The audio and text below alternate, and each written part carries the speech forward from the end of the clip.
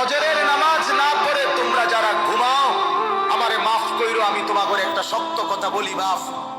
যাদের কপালে ফজরের নামাজের সেজদা নাই, তোমরা সব বাবারা ভাইরা রাস্তার কুত্তার লগে তোমারে মিলাইয়া দেখো, কুত্তার লগে তোমার কোনো পার্থক্য আছে কিনা। সোজা কথা, কুত্তার সাথে মিলাই দেখো, কুত্তার লগে, কুত্তার লগে। ওই জানোয়ার শুধু ঘুমায়, ওই জানোয়ার পেশাব পায়খানা করে, ওই জানোয়ার খাবার খায়, ওই জানোয়ার যৌবনের যৌন চাহিদা পূরণ করে। তুমি জানোয়ার একই রকম। ওই জানোয়ার সেজদা ছাড়া জাগলো, তুমি জানোয়ারও সেজদা ছাড়া জাগলা।